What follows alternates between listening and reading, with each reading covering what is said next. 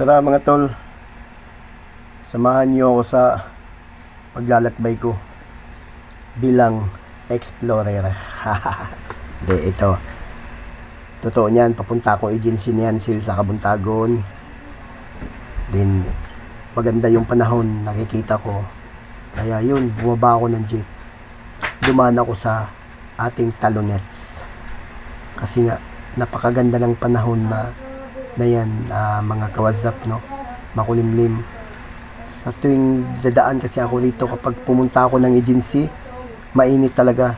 So natsimpo lang ngayon dahil makulimlim, kaya bumaba ako.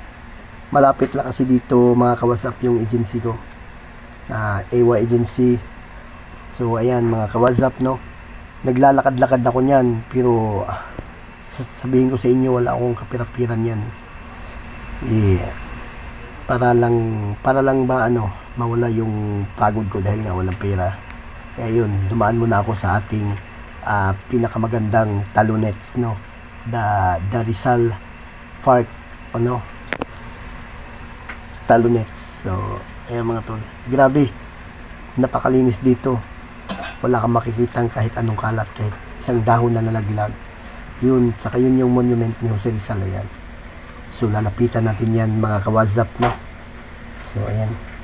Tsaka nga pala, sa hindi nakakaalam, no, sa lugar na to, so ayan, sa tapat na yan, nandyan lang yung Ocean Park, no? Kung sinong may gustong pumasyal o na kayong atubiling pumunta sa lugar na yan. Maganda yung Ocean Park na yan.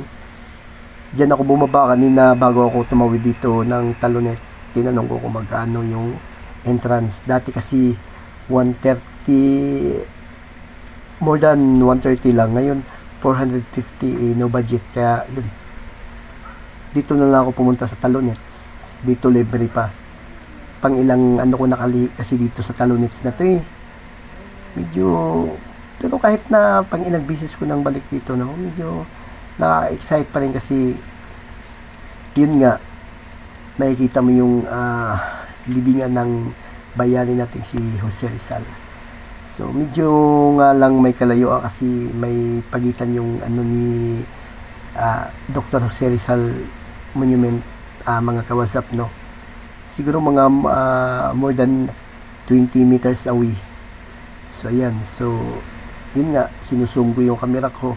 Useless din naman dahil ang labo naman ng ko, cellphone ko. So ayan yung dalawang dalawang guardian niya. Yung maghapon yan, pero alam ko, sa pagkakaalam ko, every 30 minutes yan may papalit na naman sa kanila. Shifting yan, mga kawazap, no? So ayan, tsaka hindi lang ako nag-iisa rito, mayroon din ako kasama mga ibang tao. Yan, sa tapat na yan, yung bandang kaliwa ng cellphone niyo, kung saan papunta yung mga bus, nandyan lang yung Ocean Park. Siguro pang-apat na bisis ko nang pumasok dyan. Noon yung entrance, na yun, 100, more than 150 or 170, ganun. Ngayon tinanong ko 450, kaya wala akong budget, kaya yun, naisipan ko mag-Talonets na lang. So ayan, no, napapansin nyo, ayan si Jose Rizal sa taas. So focus natin saglit na konti. Ayun, yan si Dr. Jose Rizal, at yan yung monument niya. Sisipag ng dalawang tao yan, no, yung dalawang guardian niya, no? Napakasipag niya, nalalaki ng mga sahod ng mga yan. Saka dito sa bandang kaliwa ko, may papansin nyo, may mga tao rin, kumukuha rin sila ng picture, nagpo-photoshoot sila, background ni Dr. Jose Rizal Monument. So ayan, pero kung gusto nyo talagang pumunta dito mga tol, na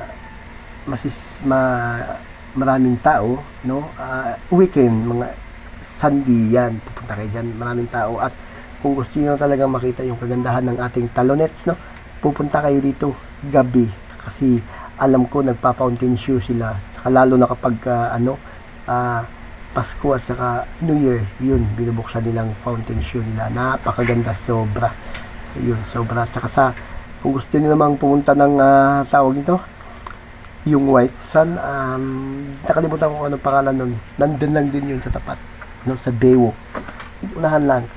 Gusto nyo sumakay ng kabayo, Intramuros, babalik kayo dun sa dinaanan ko kanina. No, malapit lang sa amin to kasi galing ako Malabon, sumakay ako ng jeep hanggang Recto. Pagdating ng Recto, nilakad ko ng onti, Paquiapo, sakay ako ulit ng jeep gahing Top. Basta't may nakalagay na basta't Top, tapos may nakalagay na Luton, no, kaya tawag ito Calaw, yun, dadaan talaga yan ng Lunita. Yun, dadaan sila ng Lunita, Ocean Park. Yun, kung gusto niyo namang mag-Ocean Park, yun, baba lang kayo, sakay lang kayo ng Calaw or Luton, Top, yun, dadaan ng lahat ng jeep. So, ayan mga tol, no, sa tuwing pumupunta ako rito,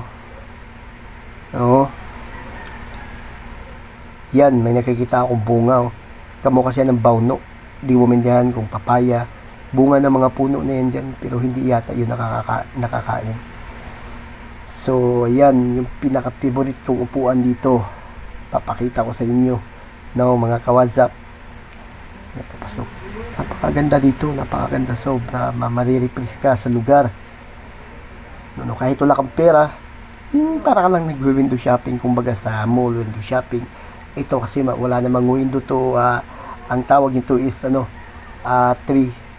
tree shopping kasi mapuno. Kalukuhan talaga. Di yun. Tsaka kinakabit ko yung mask ko kasi mahirap na baka may biglang babahing. Alam niyo na yung panahon, di ba? Paiba-iba, baka may virus. So, mas maganda niya yung sigurado. Kakabit tayo ng face mask. So, yun. Nakikita ko yung mensahe dito ni Jose Rizal. Pero, sobrang layo niya. Kaya ang ginawa ko, binaliktad ko yung camera ng cellphone ko, nilagay ko sa likod. So ayan, ngayon ang nangyari mga kawazap, so ito na yung ating paboritong lugar, no, kapag pumupunta ako ng Talonets. Yung upuan na pinaka-favorite ko, tuturo ko sa inyo, pero medyo nakakadismaya nga dahil malayo pa lang nakikita natin yung tao naka-black, yung lalaki. Ayan, no, ang sarap ng upo niya. Yan, yung upuan na yan, dyan ako laging umupo. Alam niyo bakit mga gawazap? Komportable ka kasi lahat nakikita mo, kumbaga walang punong nakakaharang. Yan, kita mo siya sa harap, kung saan ang daan gusto mo nang lumabas, nakikita mo siya. Andin sa likod na yan, nakikita mo lahat, no, tanaw mo. So ayan, yun siya. Uy, alis ka nga dyan, puan ko yan hinupuan mo.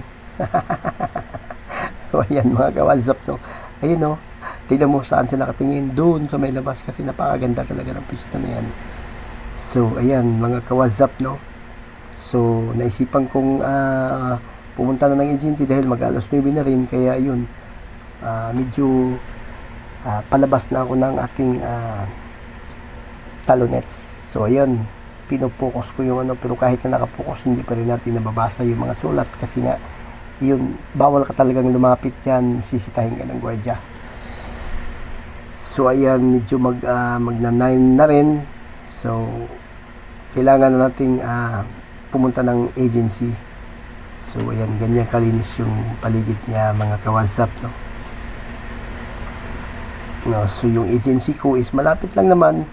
Kung nakikita niyo yung building na yan dyan sa labas, sa likod niyan, malapit lang siyang tignan, pero siguro kung lalakarin ko, sa paglalakad ko, mga more than 15 minutes yung paglalakad ko. Yun, yung building na yan, dyan lang yung daan, sa likod. Tapos yung malayo pa yan. Yan. Ngayon, pupunta ako ng agency ko. Pagkagagaling ko dyan ng EWA agency, sakay ako ulit ng jeep pa Buendia.